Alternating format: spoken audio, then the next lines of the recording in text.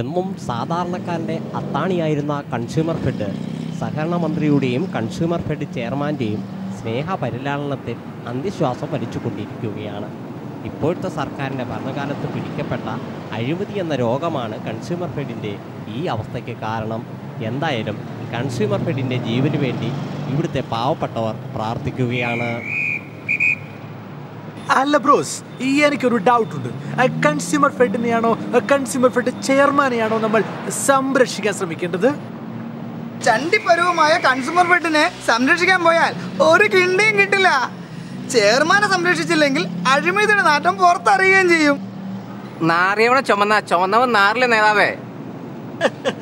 നാറ്റം ഒരു അലങ്കാരമായി കൊണ്ടു നടക്കുന്ന ഇവർക്കൊന്നും വർക്കിയുടെ പഴഞ്ച് ലേക്കത്തില്ല. വർക്കി കൺസ്യൂമർ ഫെഡിന്റെ മരണസൈക്കുള്ള കാരണം ഞങ്ങളാണെന്ന് വരുത്തി തീർക്കാനുള്ള ശ്രമം തികച്ച രാഷ്ട്രീയ പ്രേമാണെന്ന് ആർക്കാണ് അറിയില്ലാത്തത്?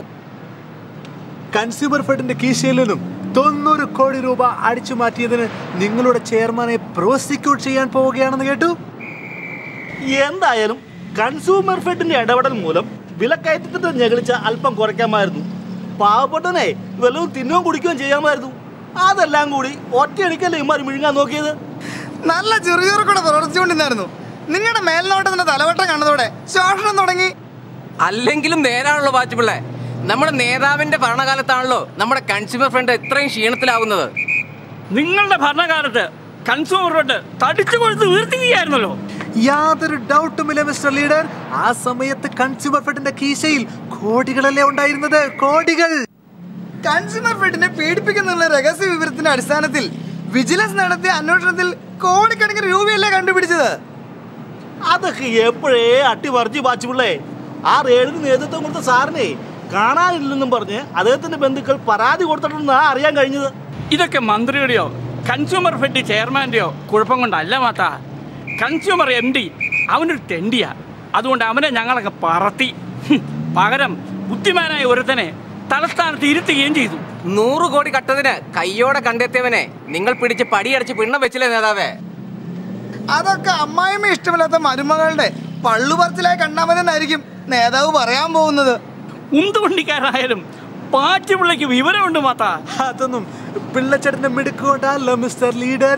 നിങ്ങളെ കുറിച്ചുള്ള ഇവിടുത്തെ ഓരോ സാധാരണക്കാരനെയും വിലയിരുത്തലുകളാ. വിലയില്ലാത്തതിന് ആരെങ്കിലും വിലയിടുമോടോ പയ്യാ? ഇതൊക്കെ നിങ്ങൾ ഇടത് കണ്ണിലൂടെ നോക്കുന്നതിന്റെ കുഴപ്പമാ മാത്താ. വലത് കണ്ണിന് തിമിരം വായിച്ചുകൊണ്ടല്ല അല്ല നേതാവേ. 140 നിയോജക മണ്ഡലങ്ങളിലും മൊബൈൽ ത്രിവേണികൾ ആരംഭിച്ചത് മുഴുവനും കട്ടപ്പുറത്താ. കൺസ്യൂമർ ഫെഡിന്റെ നീതി മെഡിക്കൽ വെയർഹൌസിൽ നിന്നും നീതി സ്റ്റോറുകളിലേക്ക് ബിൽ ചെയ്ത മരുന്നുകൾ മറിച്ചു വിറ്റു.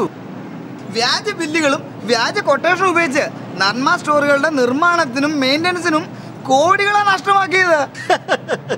പച്ചക്കറികളെ തമിഴ്നാട്ടിലെ ഉൽപാദന കേന്ദ്രത്തിൽ നിന്നും വാങ്ങാതെ അളിയന്റെ ഏർമാടക്കടയിൽ നിന്നും അനധികൃതമായി വാങ്ങി അതിലോടി കോടികൾ കടത്തി. ഈ കണ്ടതെല്ലാം ഇവിടുത്തെ പാവപ്പെട്ടവർ ഇടത് കണ്ണിലൂടെ കണ്ടതിന്റെ കുഴപ്പമാ അല്ല നേതാവേ?